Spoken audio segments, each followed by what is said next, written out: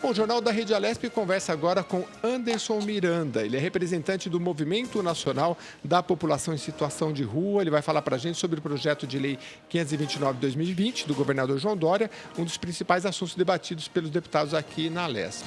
Bom dia, Anderson. Seja bem-vindo ao Jornal da Rede Alesp. Bom dia, eu que agradeço pelo convite. O Anderson, como é que o Movimento Nacional da População em Situação de Rua avalia o projeto do governador João Dória, o 529 de 2020, que hoje é uma das pautas mais discutidas aqui na Assembleia? O movimento avalia como um retrocesso, né? Eu falo muito bem claro, extinguir o CDHU, extinguir parques, né, ou privatizar, para nós... Estamos com um probleminha de conexão. Ele tem alguma questão da conexão, mas a gente já volta já para falar com o Anderson Miranda. O Anderson, ele é do Movimento Nacional da População em Situação de Rua e ele está falando aqui para a gente sobre o projeto 529 de 2020. Você já viu hoje nas nossas entrevistas, Jeremias, esse projeto ele engloba muitas pessoas, muitas outras situações, muitas ONGs, fundações, e é um projeto hoje que eu acho que é o mais discutido aqui na Assembleia, né? Pois é, um projeto aí tratado como reforma tributária, administrativa, ele tem muitos aspectos e como a gente já dizia em outras intervenções aqui no Jornal da Rede Alesp, há parlamentares que propõem um desmembramento, né? Porque ele propõe extinção de cerca de pelo menos 10 empresas estatais.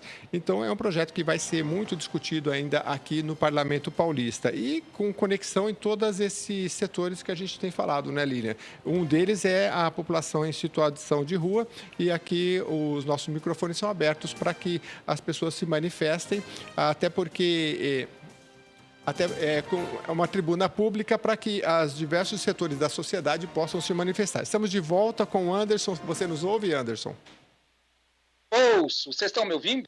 Estamos te ouvindo perfeitamente. Anderson, a gente falava justamente dos reflexos que você, como representante aí do Movimento Nacional de População em Situação de Rua, faz sobre esse projeto do Executivo. Pode prosseguir, por favor. Então, para nós, para o movimento da população em situação de rua, é um retrocesso acabar com o CDHU, né, privatizar os parques, né, muitas vezes colocar catracas no parque, principalmente essa população vulnerável não consegue acessar. Eu sou um beneficiário do CDHU. Eu sou um beneficiário do CDHU há mais de 10 anos, com a minha família. A gente mora aqui na cidade de Tiradentes e mais de 7 famílias também vieram para o CDHU. Então, para nós, hoje, extinguir o CDHU, extinguir, né, outros órgãos, né, governamentais, é um retrocesso. E o Anderson, especificamente, né, sobre a extinção, que nem você acabou do CDHU, como que essa medida pode impactar as pessoas em situação de rua e baixa renda? Vocês também já têm um plano de ação para poder estar tentando entrar com alguma liminar, alguma ação, para poder estar impedindo isso? Ou vocês estão deixando na mão dos parlamentares para eles poderem também estar brigando por vocês? Não, eu acho que nós vamos brigar junto. A nossa questão é entrar no Ministério Público e na Defensoria pedindo para que o governador reveja, né, a extinção do CDHU. Né, porque, assim, a primeira porta, claro que a porta de entrada para a população em situação de rua é a assistência social, mas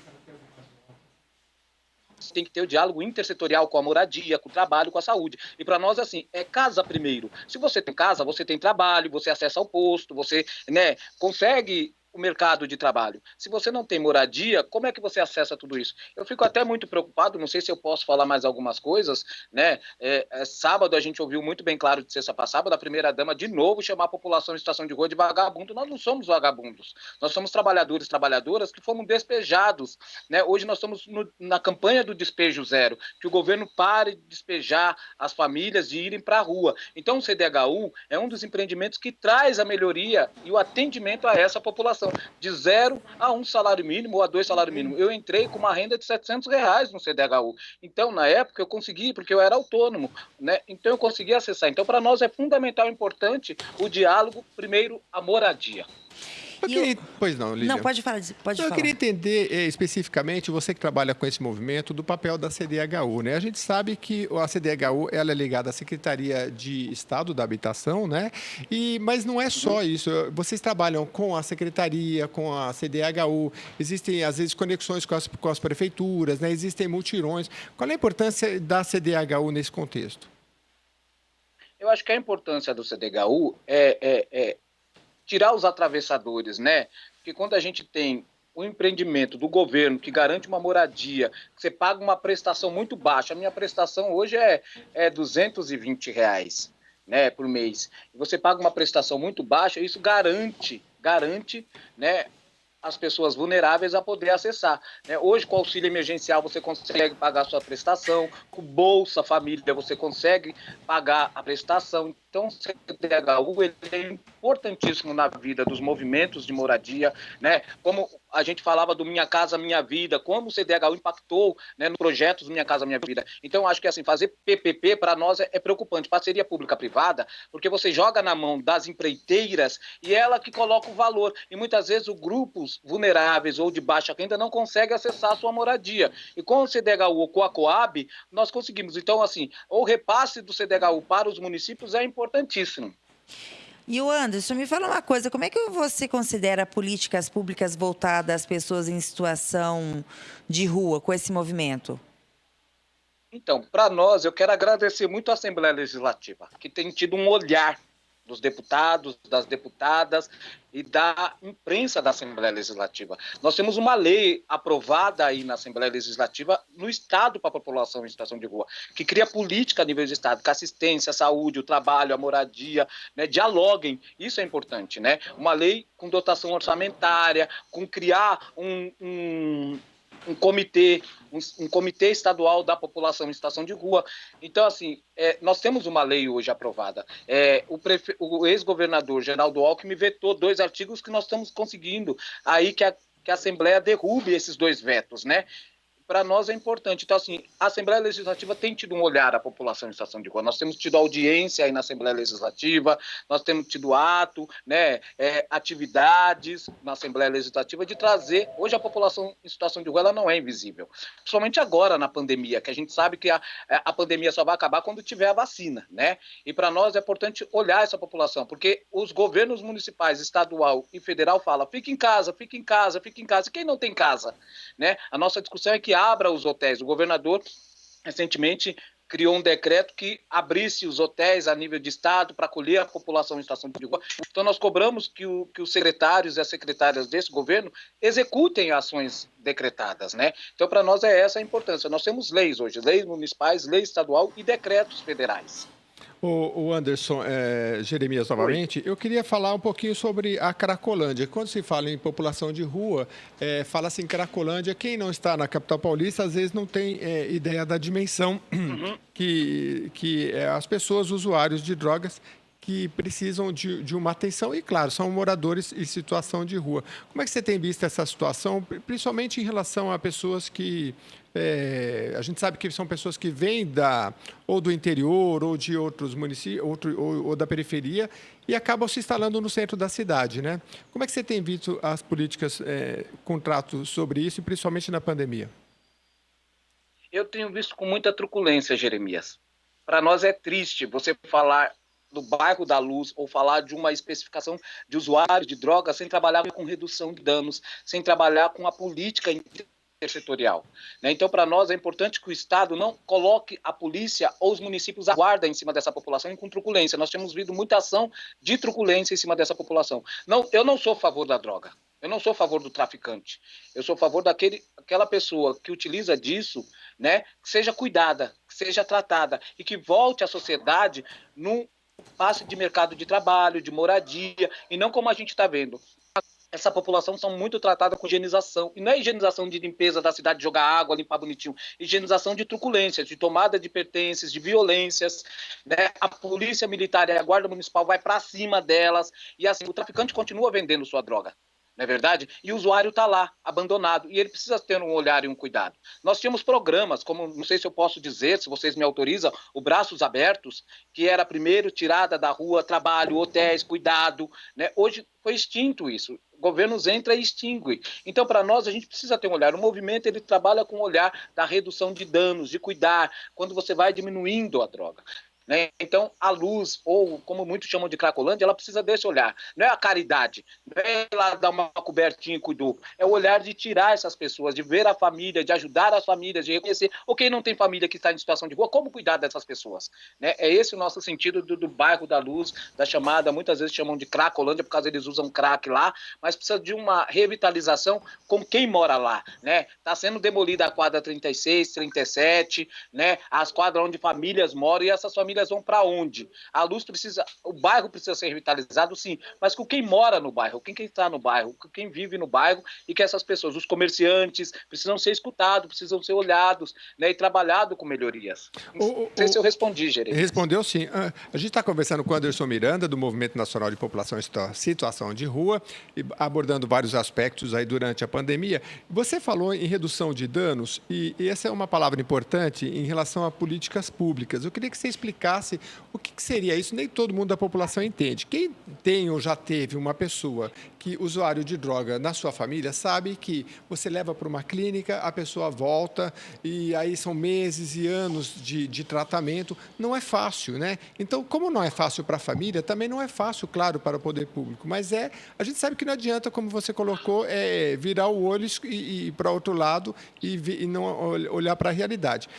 O que se trata a política de redução de danos como política pública e quais são os resultados que você tem visto ao longo do tempo para que a população entenda como é o trato junto à política pública? Por favor. Eu acho que, Jeremias, você colocou uma coisa importantíssima. Depois dos 9 meses, essa pessoa vai para onde? Essa pessoa volta para onde, né? Ela volta para aquela situação da droga. Então, quando a gente trabalha a redução de danos, não é que ela tem que usar, a gente reduzir com atividades, né? Quando você fala de atividades, é trabalho que ocupa a mente dela. O movimento, ele ajudou a construir o projeto do Braços Abertos, né? Braços abertos, de acolher essas pessoas. E quando a gente começou a trabalhar com elas, a primeira coisa foi tirar elas da Cracolândia. É claro que não é tirar só de tirar do sentido.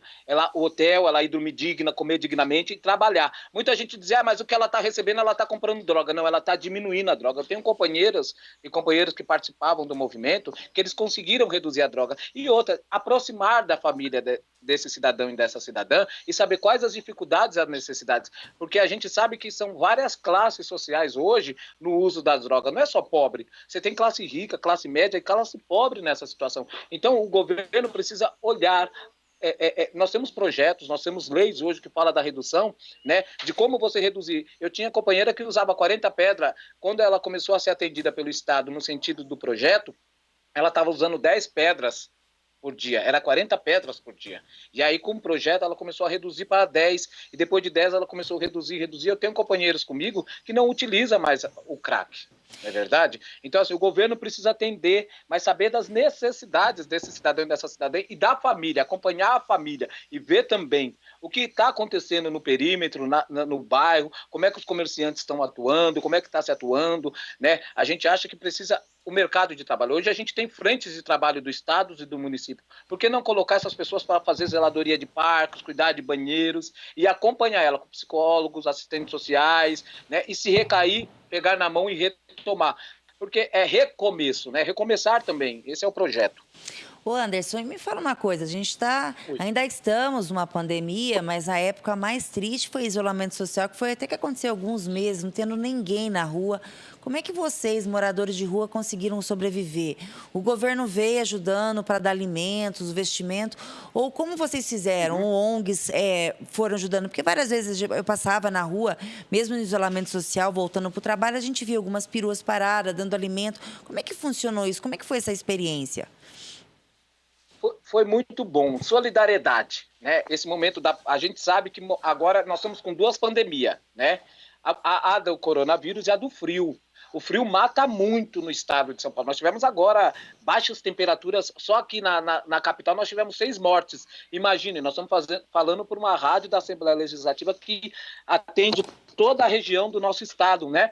Então, para nós, assim, nós estamos com 2 pandemias. Então, a solidariedade, que nós estamos entregando barracas, cobertas, não é para criar bagunça na cidade, mas que eles possam se organizar para se proteger tanto do frio quanto do coronavírus. Álcool, máscara, né? E a gente está pedindo apoio, né? O governo tem liberado alguns recursos, outros não. Os hotéis têm abertos, a gente tem ido acompanhar a população em situação de rua, quem quer. Muitas vezes fala, mas tem o albergue. Gente, o albergue, muitas vezes, ele é uma condição de insalubridade, bichos, né? Não é a regra, a população de rua não quer ir para o albergue por causa da regra, é porque muitas vezes ela é maltratada naquele equipamento, entendeu? Então muitos querem ficar, ou ficam na rua, ou caem em situação de rua. Então para nós, agora na pandemia, porque tudo fechou, as pessoas ficaram em casa e a gente viu o aumento dessa população. E despejos, vários despejos acontecendo também no estado e na cidade, né? Então, para nós é importante cuidar dessa população. O Estado, a sociedade vem cuidando, dando coberta, ajudando, né? Mas a gente quer moradia, a gente quer discutir trabalho, né? A gente quer discutir direito de ter direito, direitos e deveres, porque muitas vezes você anda na cidade e você não tem banheiro público para urinar, para defecar, para tomar um banho, né? Você viu o que a Prefeitura de São Paulo fez agora, na pandemia? Abriu chuveiro com lavanderia e teve um aceite muito grande, mais de 600 mil pessoas na pandemia acessaram esses banheiros, tomando banho, lavando a roupa, se cuidando. Então essa é a importância, né? Não abandonar, não tornar invisível essa situação, mas acolher, ajudar, né? E eu acho que isso tem sido muito importante, porque nós não tivemos muitas mortes da população de rua por causa dessa solidariedade. Até porque muitos carregam aqueles carrinhos, né, fazem a reciclagem, depois não tem onde dormir, onde ficar. O Anderson, eu tenho mais uma última pergunta para você e eu vou pedir a sua compreensão. Daqui a pouquinho a gente tem a coletiva com o senhor governador. Se a gente tiver que te interromper, é devido à coletiva. Mas eu queria te perguntar sobre os projetos, né? Se você tem acompanhado, eu estou vendo aqui um muito recente da deputada Érica Malunguinho, que institui a Semana Estadual de Luta da População em Situação de Rua, a ser realizada anualmente na semana que inclui o dia 19 de agosto. Tá? Foi protocolado no dia 21, aliás, publicado. Queria, uma semana como essa ajuda a chamar a atenção para o tema? O mês como esse, porque assim, a gente está falando do mês de agosto, o Dia Nacional. A gente está pedindo estadual, São Paulo Municipal já decretou o Dia Municipal de Luta da População de Rua, ajuda a sensibilizar, a romper o preconceito, né? A romper o preconceito dizendo é tudo vagabundo, é bandido, é mendiga, é ladrão. Não, nós somos cidadãos e cidadãs que caíram nessa situação. Tem gente que quer ficar, tem gente que quer sair, cai, né? Então esses projetos fortalecem a luta, né? Da Érica Malunguinho, da Beth Saão, antes de sair, né? Que os Bom Pratos que estão abrindo, que estão tendo cartões para as pessoas poderem almoçar dignamente, segurança alimentar, né? Então os projetos de deputado ajudam muito a população em situação de rua, traz muita visibilidade, essa a importância. Não adianta ter projetos se não tem orçamento, nós precisamos de dotação orçamentária, que as LEPs, que as câmaras, né, aprovem os orçamentos também. Nós não estamos aqui discutindo caridade, nós estamos discutindo política, orçamento, os impostos que as pessoas pagam para tirar essas pessoas da rua. Então, assim, projeto da Érica Malunguinho, projeto da Beth Saão, que infelizmente saiu agora, né, recentemente, a Beth Saão, projeto de vários deputados tem nos fortalecido. Nós temos uma lei aprovada na LESP, que o governador sancionou, né, e que é importante para trazer a visibilidade dessa população, que hoje no estado chega a mais de 100 mil pessoas no estado atendido, né, pela assistência, pela saúde. Nós temos os consultórios na rua, né, que atende essa população, projetos de lei que valorizam.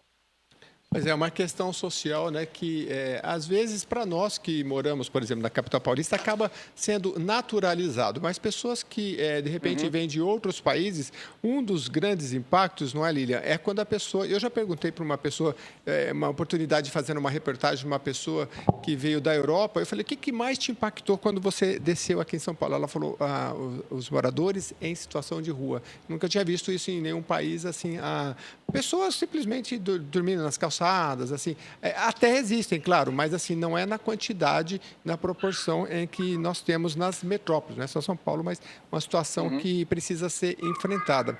Bom, a gente fica por aqui, Anderson. Eu não sei se você tem mais algum complemento. A gente está aguardando, já encerramos, né? A gente já vai para a entrevista para a coletiva direto do Palácio dos Bandeirantes. Obrigado pela sua intervenção.